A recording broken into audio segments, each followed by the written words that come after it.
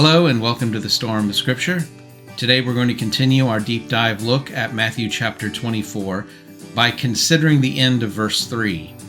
These are the questions that the disciples asked Jesus, prompting him to give his lengthy reply that has become known as the Olivet Discourse. As has been the case in each of these lessons, I'm going to begin by reading Matthew's version of the account, and then also add Mark's and Luke's before getting into the commentary. Matthew chapter 24, verse 3. As he sat on the Mount of Olives, the disciples came to him privately, saying, "Tell us, when will these things be, and what will be the sign of your coming and of the end of the age?" Mark 13, verses 3 and 4. And as he sat on the Mount of Olives opposite the temple, Peter and James and John and Andrew asked him privately, "Tell us, when will these things be, and what will be the sign when all these things are about to be accomplished?" Luke chapter 21, verse 7. And they asked him, "Teacher, when will these things be, and what will be the sign when these things are about to take place?" Well, as you heard very clearly there was one question on everybody's mind. All three gospel accounts record the same first part of the question: when will these things be? These things must refer back to what Jesus had just said in the prior verse about the temple and how not one stone would be upon another at some point. The disciples naturally want to know about when that will happen. All three accounts record that question: when will these things be, in those exact words. And it's followed by a question that begins the same in each gospel account, but ends differently. The part that's the same in all three is, what will be the sign? So they're first concerned about when will these things happen, the destruction of the temple, and then what will be the sign. But what is different is how what they're looking for is worded. A sign of what? That becomes an important question. What is it the sign of? In Matthew, it's the sign of your coming and of the end of the age. In Mark, it's a sign of when all these things are about to be accomplished. And in Luke, it's a sign of when these things are about to take place. Yes, Mark and Luke have very similar wording. Matthew's is quite different about what is it the sign of. Now, I think it's important at this point to remind ourselves that this conversation probably took place in Aramaic. That is most likely the native tongue of both Jesus and his disciples. And so in normal conversation between them, one would assume it is in Aramaic. I am not an expert on the scholarly material, so I relied on the Dictionary of Jesus and the Gospels, published by InterVarsity Press in 2013, to say that conclusively, that Aramaic was most likely Jesus' native tongue. But that means that all three of these renditions of the conversation, whether it's Matthew, Mark, or Luke, are translations from Aramaic into Greek. And in any translation, the translator is using his own perspective and understanding of what the context of the conversation would be about to choose the exact wording to render it in Greek. It would also be very interesting to know which of these questions is in the form most like the original question on the Mount of Olives to Jesus. Is it more like Matthew's? Is it more like Luke's or Mark's? There can be no definitive answer to this question because we do not know the exact order in which the Gospels were written, or whether any particular Gospel writer had any of the other Gospels at hand to write. Luke does say that he was basing his Gospel on the work of others and then putting it in an orderly fashion to give to Theophilus, his audience. So there's a logical conclusion that Luke had at least some prior writings, and if Mark and Matthew, or both of them, were written before Luke, it's likely that Luke drew from that material, but we can't say for certain. There is no definitive way to know which gospel was written first. I favor the theory that Mark's gospel was first. That's called Markan priority. And then later came Matthew and then Luke, perhaps in that order. There is one book I would recommend if you're interested in the synoptic problem, as this whole question is called in scholarly circles. That book is called The Synoptic Problem, A Way Through the Maze by Mark Goodacre. His book makes, I think, a compelling argument that Mark's was first, and then Matthew drew on Mark, and Luke drew on both Matthew and Mark in compiling his gospel. Whether every nuance of his conclusions is accurate, I won't say for certain, but I do think that Mark's priority as the first gospel is a sound argument. For the purposes of our discussion today, I am going to base my conclusions on the idea that Mark's gospel records the earliest and closest like what was actually said on the Mount of Olives, and then Matthew and Luke are variations from that closest to the original comment. So let's dive in first to Mark's version of the discussion and look at how Mark has phrased it before moving on to the others. Mark 13, 3 and 4. And as he sat on the Mount of Olives opposite the temple, Peter and James and John and Andrew asked him privately, "Tell us, when will these things be, and what will be the sign when all these things are about to be accomplished?" Notice he begins, as all three do, with the question, when will these things be? These things being that reference back to the destruction of the temple. Then he follows it with a repetition of these things, saying, what will be the sign when all these things are about to be accomplished? One might assume that he just means the same things both times. When will these things be, and what will be the sign when all these things are about to be accomplished is basically the same question. When is it going to happen? However, the second part of the question adds certain phrasing. First, he says, all these things. In the first question, he said, when will these things be? In the second half, he says, what will be the sign when all these things are about to be accomplished? This phrase turns out to be a quite meaningful one, not only because of the inclusion of all, but that verb, about to be accomplished, to be accomplished, that is the Greek word synteleo. And according to the BDAG lexicon, which is a highly regarded academic Greek lexicon of the New Testament, that word means to carry out or bring into being something that has been promised or expected. At least it is often used in a context where something that has been promised is in view. That means it adds a certain prophetic dimension to what is being asked. It's not just something that's going to happen by accident, but something that has been promised or planned for. This word can also mean to come to the end of a duration. Something has started, it's going to last for a while, and then it will end at an appointed time at that synteleo, at that ending. So when is it going to end?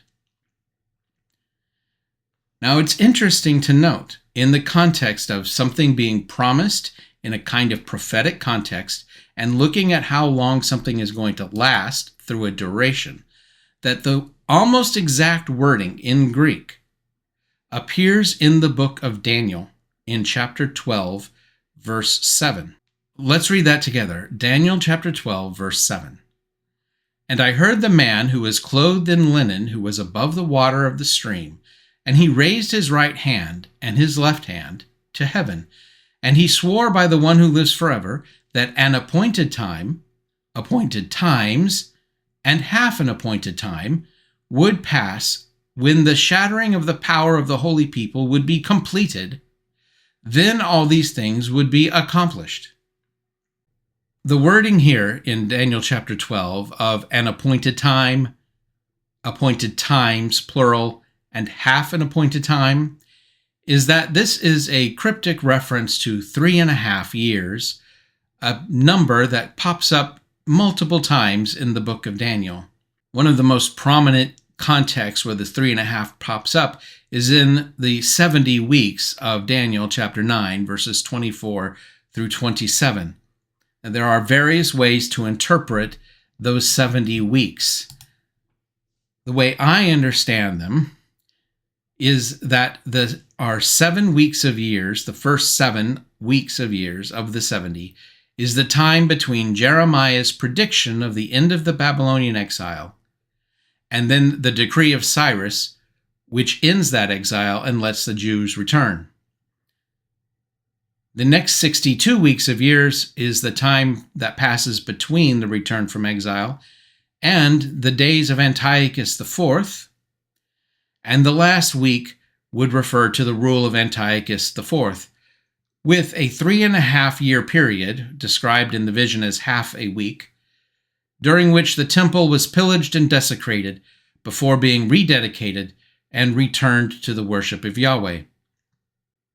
If one takes that view of the 70 weeks and what the 3.5 years means, then back in Daniel chapter 12, verse 7, when it talks about the time, times, and half a time, when everything would be completed and all these things would be accomplished, that prophecy in Daniel 12:7 is about the end of the desecration of the temple. How long is the temple going to be desecrated before it can be rededicated and once again be part of proper worship of Yahweh? Well, the answer to that question is 3.5 years. And that is the answer that is given in multiple cases and multiple contexts in the book of Daniel. If the question, as phrased in Mark's gospel, is an echo, specifically and intentionally an echo of Daniel 12:7, then when the Markan question is, what will be the sign when all these things are about to be accomplished? He's really asking about when things will get back to normal again. Tell us, when will these things be? When will the temple be destroyed? And then what will be the sign when all these things are about to be accomplished? In other words, when this persecution that's indicated by the destruction of the temple, when will that end? And when will things get back to normal? When, perhaps, will we be able to rebuild the temple and resume worship there as we have done all along? If that is the concern being expressed in the way Mark has phrased the question to Jesus, it reflects the fact that the disciples did not truly comprehend yet that Jesus' death would fundamentally change how people relate to God in worship and through forgiveness. Jesus had already exemplified forgiveness of sins by his own command, rather than by going to the temple and offering a sacrifice. He told multiple people during his earthly ministry, "Your sins are forgiven." Simply as easy as that. If Jesus says your sins are forgiven, they're forgiven. And you don't have to go to the temple, offer the sacrifice, and then do that year after year. But his disciples did not yet understand the full import of what Jesus' death on the cross would mean. They didn't appreciate yet that that death was going to be the ultimate substitutionary sacrifice that would mean no more sacrifices were necessary, and the temple worship would be defunct. Jesus himself is going to echo Daniel in the Olivet Discourse. I believe this question, as Mark has phrased it, is the first allusion to Daniel, even before Jesus begins his explanations. Daniel chapter 9 begins with Daniel praying about how long the exile still has to remain. How long will we remain out of Jerusalem and away from the temple? When can we get back in and rebuild the temple and resume that temple worship? Chapter 9 begins with that concern about the temple having already been destroyed by Nebuchadnezzar, and when can we rebuild it? And chapter 9 ends with the concern, at the end of the 70 weeks of years, when the temple will be desecrated, and how long will it remain desecrated until it can be rededicated? And the answer to that is given as 3.5 years. These time frames, the 70 years of exile between the time the temple was destroyed and it was rebuilt, and then the time when it was desecrated and then rededicated, are the main thrusts of the last half of the book of Daniel. And it is no coincidence that it is on the minds of Jesus and his disciples as they consider a future destruction and desecration of the temple. Now, Luke's wording does not have the kind of eschatological suggestion in it. It is not an echo of Daniel. In Luke chapter 21, verse 7, we read it this way: "And they asked him, 'Teacher, when will these things be? And what will be the sign when these things are about to take place?'" As in Mark, Luke repeats the phrase, "these things." When will these things be? What will be the sign when these things are about to take place? But in Luke, there is no addition of all these things, and there is no specific echo of any passage in the book of Daniel. The verb he uses is ginomai, which the BDAG lexicon defines as simply to occur, as a process or as a result. Luke's concern seems to be primarily focused on simply the destruction of the temple, and not how long is it going to be destroyed until it can potentially be rebuilt or rededicated. Just when is it going to happen? So Luke's questions are, in a sense, the same question twice. First, when will the temple be destroyed? And then, what will be the sign just before it is destroyed? How can we anticipate the destruction of the temple? He does not seem to show any concern about the next thing to happen after the destruction of the temple. He just wants to know when the temple is going to be destroyed. Now let's move to Matthew's account. Matthew chapter 24, verse 3. "As he sat on the Mount of Olives, the disciples came to him privately, saying, 'Tell us, when will these things be, and what will be the sign of your coming and of the end of the age?'" Well, if Luke plays down the eschatological implications, Matthew amps them up. Matthew uses two terms that are freighted with eschatological or end times theology. The first one is the word parousia. That is the Greek word underneath the word coming, the sign of your coming. That is parousia. And I'm not even sure coming is the best way to translate this, because it isn't about the movement, it's about the arrival, about the presence of someone. BDAG gives two main definitions for the word parousia. The first one is the state of being present at a place, and it's often translated simply as presence. The second one is the arrival as the first stage in presence, a coming or an advent. In other words, your arriving is simply the first part of a longer-term event. Now, BDAG gives two nuances to this basic definition. First, it's used of human beings in the usual sense of arriving in a certain place, but it is often used in a special technical sense of the advent of Christ or his coming. And it is even used in one passage of the Antichrist. Now, I'm not going to get into all of the different ramifications of the word parousia, because that's a little bit beside the point. The main point is that this word parousia became, early on in Christian circles, a word that was used about the special presence of Christ. And so when Matthew's question is, what is the sign of your parousia? It is already a very theological question, not just a practical one about the destruction of the temple or even about its rebuilding, but about the coming of Christ. If it's taken in its basic terms, it is an odd question to ask Jesus, who is standing right in front of you. Why are you asking about his coming or his presence arriving when he's standing right there? But the word Perusia had a meaning of a person's influence being felt as well as their simple personal presence. It's like if we were to say that a certain politician has arrived, or a certain actor or entertainer has arrived. What we mean by that is not necessarily that they're physically present with us, but that they have taken their place among their peers and they have exerted their influence in a significant way. They have arrived. And that is what seems to be the meaning of Perusia in Matthew's question. I do want to quote from one other passage that uses Perusia in a very interesting context. It is from the Testament of Abraham. Most scholars would date this writing to the 1st or 2nd century AD.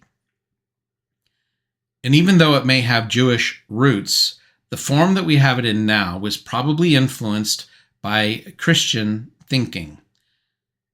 But let's look at this Testament of Abraham, chapter 13, verses 4 through 8, to see how, in the 1st century, the idea of Perusia might have been used.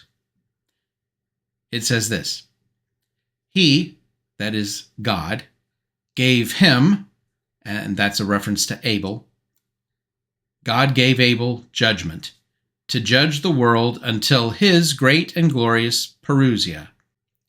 And then, righteous Abraham, there will be perfect judgment and recompense, eternal and unalterable, which no one can question. For every person has sprung from the first formed, that would be a reference to Adam, the first formed, and on account of this they are first judged here by his Son. And at the second Perusia they will be judged by the 12 tribes of Israel, both every breath and every creature. And thirdly, they shall be judged by the Master God of all. And then thereafter the fulfillment of that judgment will be near, and fearful will be the sentence, and there is none who can release. And thus the judgment and recompense of the world is made through 3 tribunals, and therefore a matter is not ultimately established by 1 or 2 witnesses, but every matter shall be established by 3 witnesses. What I want to emphasize here in this passage is the idea that there can be more than one Perusia. A Perusia is the emanation of God's presence, and ultimately there will be a great and glorious Perusia, one final Perusia of God himself. But this passage suggests that that great and final Perusia isn't the only one that will happen. There will be others, a Perusia of Abel and a Perusia of the 12 tribes, prior to the Perusia of God himself. Now, I don't want to go into saying that this passage is teaching some great truth that we need to adopt into our Christian theology. I don't think so. What I do want to point out is the usage of the word Perusia, that it doesn't by itself designate only one particular event. Even something as great as the judgment of God can happen in stages or at different points in time, and God's Perusia or presence can be felt in different ways. Now, Matthew doesn't just use this one very important theological word, Perusia. He also uses a second, this phrase, the end of the age. The end of the age is a phrase that has already popped up prior in the Gospel of Matthew and will come up again at the very end. In Matthew chapter 13, verses 36 through 43, Jesus is explaining a parable that he has just told about weeds and a field and the sower. Let's just read Jesus' explanation of the parable. Then he left the crowds and went into the house, and his disciples came to him and said, "Explain to us the parable of the weeds of the field." He answered, "The one who sows the good seed is the Son of Man. The field is the world, and the good seed is the sons of the kingdom. The weeds are the sons of the evil one, and the enemy who sowed them is the devil. The harvest is the end of the age, and the reapers are angels. Just as the weeds are gathered and burned with fire, so it will be at the end of the age. The Son of Man will send his angels, and they will gather out of his kingdom all causes of sin and all lawbreakers, and throw them into the fiery furnace.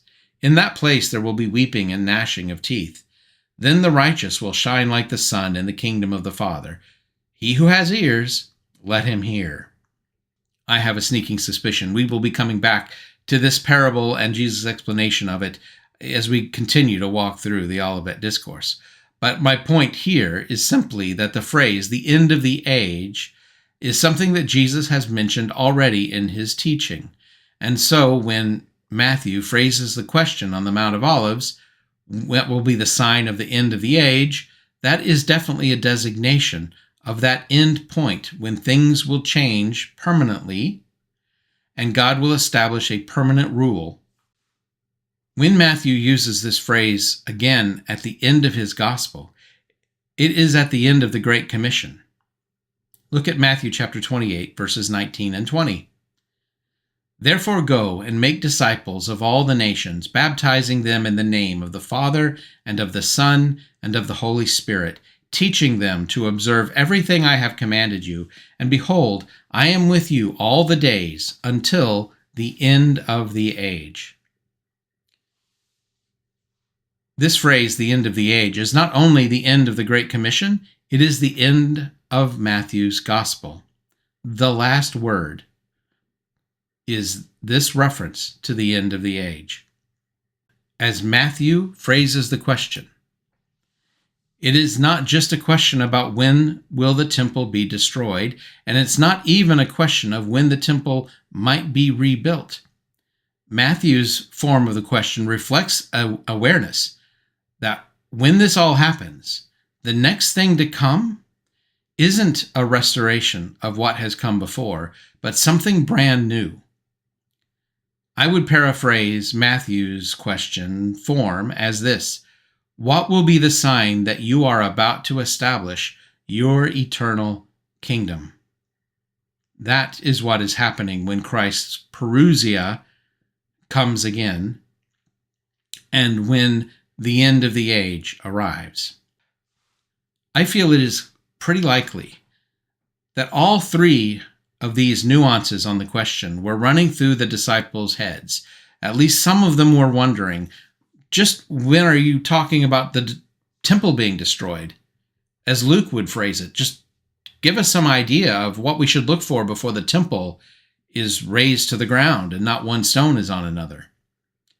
I think some of the disciples, hearing that the temple was going to be destroyed, would have had the variation that Mark had out there. Okay, it's going to be destroyed. How long do we have to live without a temple this time before we can get it back into normal operating procedure? I just don't think the disciples understood yet. Not until after the resurrection would they understand that what Jesus was all about was a complete overhaul of the relationship between man and God, and it would no longer be intermediated through the priests and the temple. And so they might very well think, well, if the temple's going to be destroyed, we've been there before, just tell us how long we have to get through it. And that wasn't the issue at all. And Matthew's form of the question reflects that awareness, that the destruction of the temple isn't going to be a temporary measure. And what happens after that is Christ's second coming, his ultimate parousia, and the end of the age.